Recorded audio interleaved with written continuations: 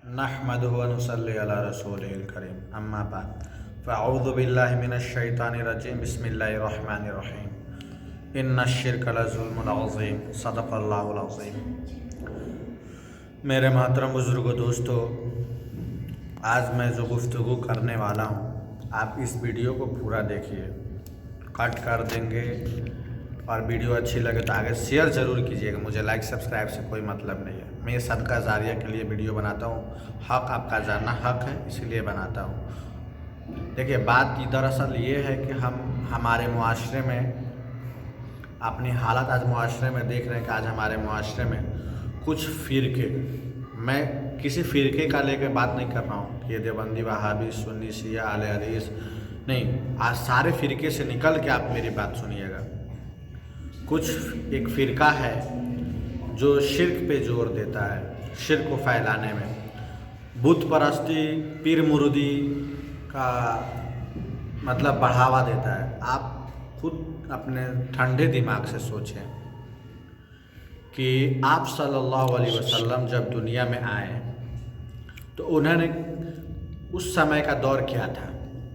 उस समय बुत परस्ती थी, लात उज़्ज़ा के मुशरिक मक्का पूजा करते थे। वो क्या कहते थे? अल्लाह को तो वो भी मानते थे ना। वो क्या कहते थे कि ये जो हमारे बुत हैं ये अल्लाह के सिफारिशी हैं, हम अल्लाह तक डायरेक्ट नहीं पहुंच सकते, इसलिए जो बुत है ये हमारी सिफारिशी हैं, ये हमारी बात अल्लाह से कहती हैं, अल्लाह से लेकर हमें देते हैं। फिर अल्लाह के नबी आप सल्लल्लाहु अलैहि वसल्लम दुनिया में तशरीफ़ लाए, फिर तौहीद की दावत दी। उन्हें बताया कि नहीं, करने धरने वाली जात सिर्फ अल्लाह की है, अल्लाह देता है, अल्लाह ही देने वाला है। अल्लाह जिसको मौत दे उसे कोई ज़िंदा नहीं कर सकता, और जिसे ज़िंदा रखे उसे कोई मार नहीं सकता। व तो इज़्ज़ु मन तशा व तो ज़िल्लु मन तशा, कि इज़्ज़त और ज़िल्लत का मालिक अल्लाह है। तो मैं कहना ये चाहता हूँ कि आप सोचें, एक बार आप सल्लल्लाहु अलैहि वसल्लम अपनी बेटी फ़ातिमा रज़ियल्लाहु अन्हा से कह रहे हैं कि फ़ातिमा, तुमको जो भी लेना हो मेरी माल से, जो भी लेना हो इस दुनिया में ले लो, कल क़यामत के दिन तुम ये मत समझना कि तुम नबी की बेटी हो तो बच जाओगी।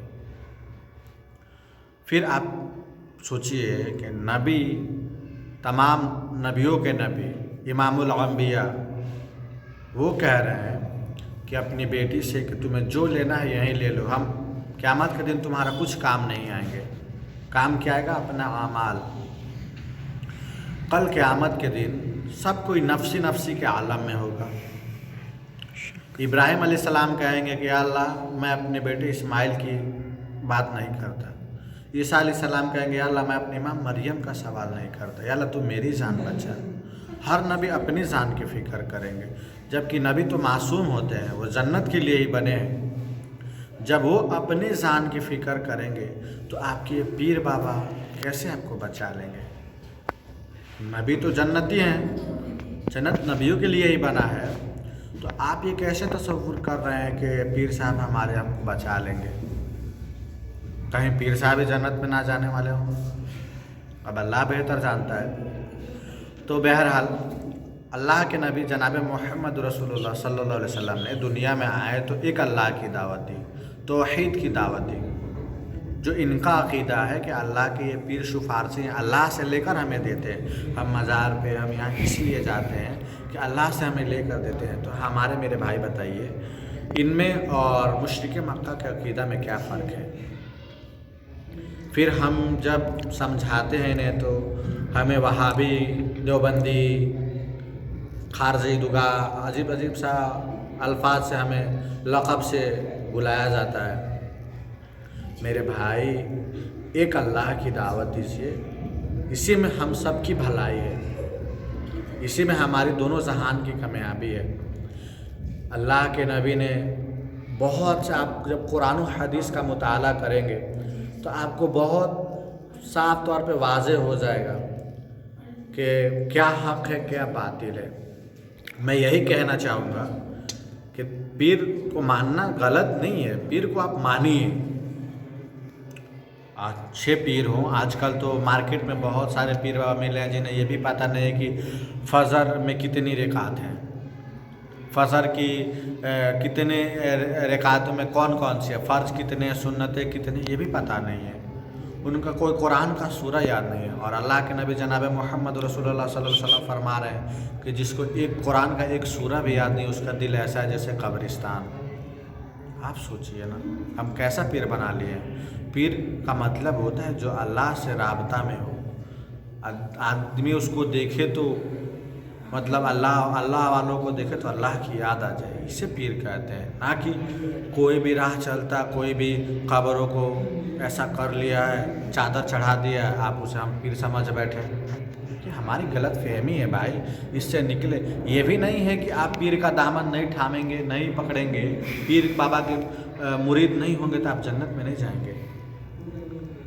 आप कुरान और हदीस को पकड़िए ना, जो अल्लाह के नबी जनाब मोहम्मद रसूलुल्लाह सल्लल्लाहु अलैहि वसल्लम ने फरमाया कि मेरा उम्मत उस वक्त तक गुमराह नहीं हो सकता जब तक वो कुरान और हदीस को मजबूती से पकड़े रहे। आज हम क्या हुए, अपने अपने बाबाओं के, अपने अपने बुज़ुर्गों की किताबें पकड़ कर बैठे हुए हैं। एक गलत लिख दिया, दूसरे में गलत ढूंढ रहा है। दूसरा अगर सही लिखा हो तो उसको काट काट के उसको पेश किया जा रहा है कि देखो आपके किताब में ये लिखा, आपकी किताब में ये लिखा है। इन्हें तो अपनी किताब पढ़ने की तौफीक नहीं हो रही है, तो ये दूसरे किताब कहाँ से पढ़ेंगे। सुनी सुनाई बातों पे जो उनके बुज़ुर्गों ने कह दिया वही सुन के चल रहे हैं। भाई मेरे फ़िरक़ों से निकलिए, इत्तेहाद कायम कीजिए, एक होइए, एक बनेंगे तभी बच पाएंगे, वरना मिट्टी में मिल जाएंगे। समझ में आया, मिट्टी में सबको मिलना है। मिनहा खलकनाकुम व फीहा नुईदुकुम, सबको होना है। तो मेरे भाई एक अल्लाह पे ईमान रखिए, एक अल्लाह से। अल्लाह ने आपको कब माना किया है।